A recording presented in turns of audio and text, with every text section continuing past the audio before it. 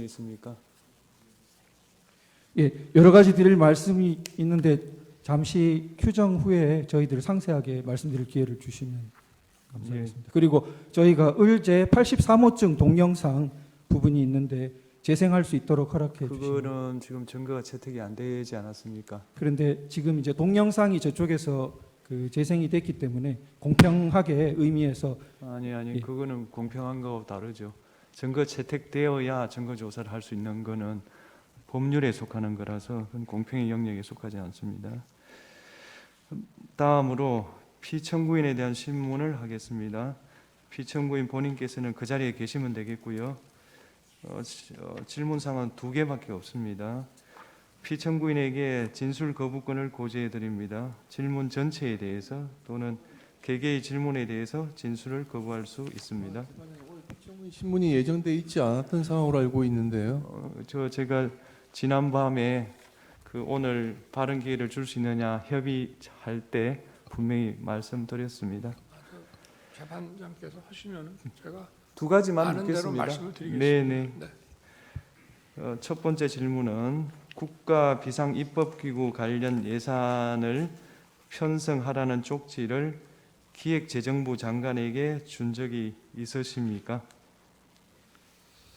저는 이걸 준 적도 없고, 그리고 나중에 이런 계엄을 해제한 후에 한참 있다가 언론에 뭐 이런 메모가 나왔다는 것을 기사에서 봤습니다. 근데 그 기사 내용도 조금 부정확하고, 그러면은 이거를 만들 수 있는 사람은 국방장관밖에 없는데, 국방장관이 그때 이제 구속이 돼 있어서 구체적으로 확인을 못했습니다. 그런데 그 내용을 보면 좀 그 내용 자체가 좀 서로 좀 모순되는 것 같기도 하고, 그런데 하여튼 뭐 그 부분에 대해서는 그렇습니다. 뭐 자세하게 또 물어보시면은 제가 아는 대로 답변을 드리겠습니다. 예. 2번째 질문, 마지막 질문 드리겠습니다. 본인께서는 이진우 수방사령관, 곽종건 특전사령관에게 계엄 선포 후 계엄 해제 결의를 위해 국회에 모인 국회의원들을 끌어내라고 지시한 적이 있으십니까? 없습니다. 네.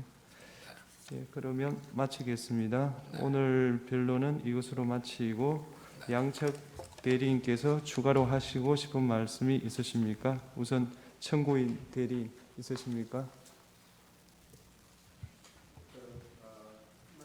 네.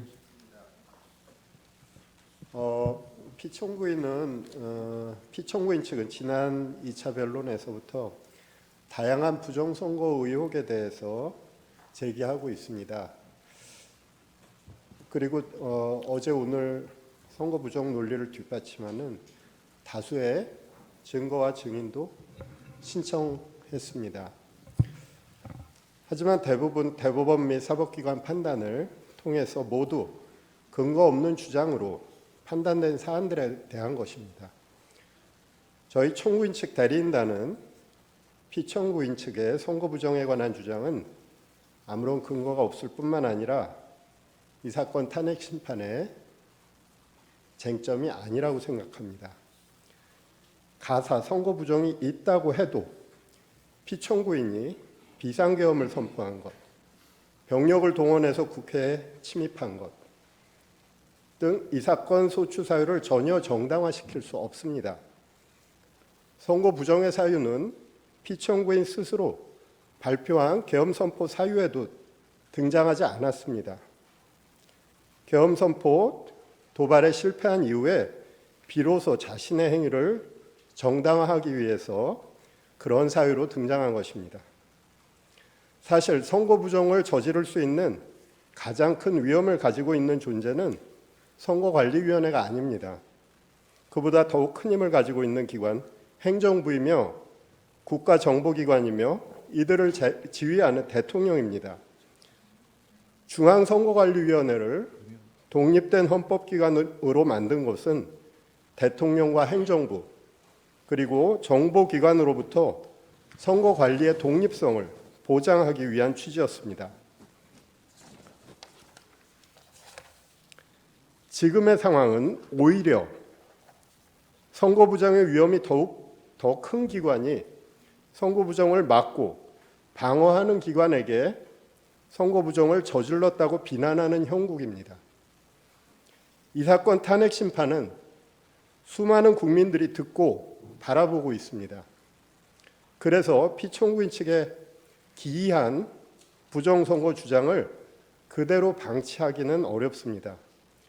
국민들에게 미치는 해로운 영향 때문입니다. 선거 공정성은 우리 민주주의의 생명이며 핵심입니다.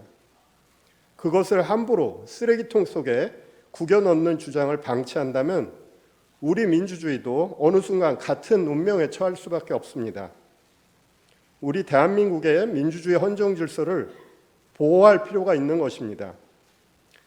사람이 가득 찬 극장 안에서 불이야라고 소리치면 수많은 사람을 해칠 수 있습니다. 현재 대한민국의 국가적 혼란 속에서 선거 부정의 음모론은 우리 공동체 자체를 파괴할 수 있습니다. 최근 서울 서부지방법원에서 발생한 폭도들의 만행은 이와 유사한 무책임한 주장들이 초래한 결과라고 할 것입니다. 존경하는 재판장님, 재판관님, 선거 부정론은 사법부와 검찰의 판단까지도 믿지 못하며 객관성이 없는 무리한 의혹을 제기하는 집단의 일방적 주장입니다. 이 사건 탄핵 심판의 쟁점이 아닐 뿐만 아니라 탄핵 심판 이후 오랫동안 대한민국 민주주의를 해칠 수 있는 무책임한 주장입니다. 더 이상 선거 부정의 의혹 제기 그리고 그와 관련한 증거 신청은 적절하게 제한해 주실 것을 요청드립니다. 이상입니다. 예, 피청구인 하시고 싶은 말씀. 재판장님, 저희 청구인 증인 신문 방식에 대해서 한 말씀. 네. 다음 기일부터 이제 관련자들 증인 신문이 이루어질 텐데 김영현 증인은 뭐 변론으로 하더라도 나머지 증인들의 경우에는 피청구인이 군통수권자 지위에 있으면서 선언했던 이 계엄 선포 당시에 피청구인으로부터 여러 국회, 특히 국회 계엄 해제 요구 의결을 방해하기 위해서, 저지하기 위해서 구체적인 지시를 받았던 사람들이 여러 사람 있습니다. 이런 사람들이 증인을 하게 될 텐데 피청구인이 앞으로도 이제 심판정에 출석을 하게 되면 그 면전 상태에서는 사실대로 진술하기가 좀 어렵지 않을까 걱정이 됩니다. 그런 점을 고려하셔서 피청구인을 퇴정한 상태에서 신문이 이루어지게 해주시거나 그것이 어렵다면 적어도 피청구인과 증인이 직접 눈을 마주치지 않을 수 있도록 가림막 같은 걸 설치한 상태에서 증인 신문이 이루어질 수 있도록 해주시기 바랍니다. 예, 재판부 평의를 거치겠습니다. 피청구인 측 하시고 싶은 말씀 있으십니까? 탄핵 이 재판이라는 게 형사 소송 절차 준해서 하는 것이고 또 제가 지금 직무 정지된 상태이기 때문에 어떤 영향력도 행사할 수 없습니다.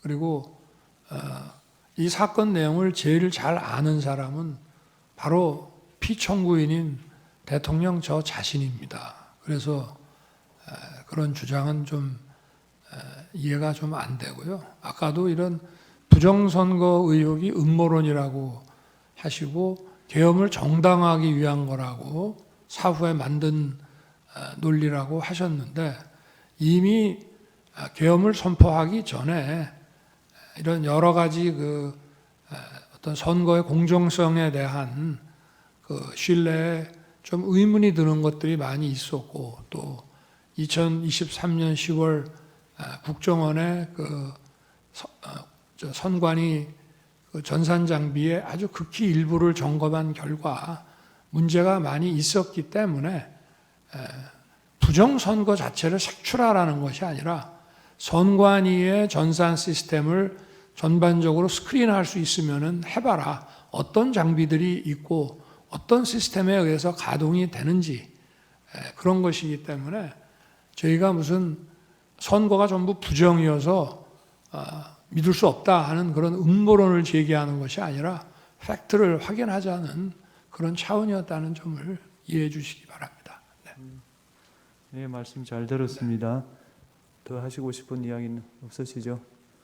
예, 그러면 제3 재판님 하나만 좀 추가해야 되겠습니다. 네. 지금 아까 우리 청구인께서 그 대통령 그 당시 집권 여당이 대통령 하에서 치러진 우리 지금 피청구인이 대통령이 지휘해서 치러진 선거에 대해서 부정이 뭐 없고 책임은 이쪽에 대통령이 있다고 말씀하셨는데 조만간 이번 취임한 트럼프 대통령이 2020년 미국 대통령 선거가 그 당시 트럼프가 재임 기간 중인데 그때의 선거 부정에 대해서 조만간 미국에서도 미국 스스로의 어떤 조사 결과가 나올 겁니다. 그러니까 그게 꼭 대통령이라고 해서 독립적인 선거가 이루어지고 있는 선거관리기구에 대해서 모든 걸 다 통제하는 건 아니기 때문에 어떤 문제점은 발생할 수 있고 국민들은 거기에 대해서 많은 의구심이 있고 지난 4년간 이런 것들에 의혹이 제기되고 있고 더군다나 국정원 보안 서버 점검 결과 문제가 있다고 했기 때문에 대통령으로서는 그 문제를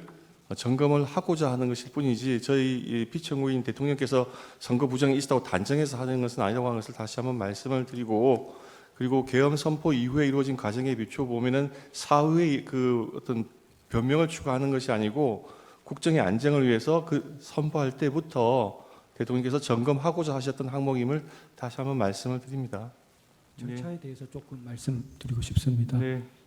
그 저희가 오늘은 피청구인 측은 을 1호증부터 5호증 내지 8호증 정도까지밖에 서중요지 진술을 하지 못했는데 지금 제출은 저희가 92호증까지 이렇게 많이 추가 제출되었습니다. 그 부분 그 증거 조사에 대해서 일정을 언제 할 수 있는지 조금 내일 체부에 대해서 저 증거 인부에 대해서 의견서를 내시면 모레 평일을 할 수가 없어서 지금 제 생각으로는 일부는 1월 23일, 대부분은 2월 3일 날 체부를 결정할 것 같습니다.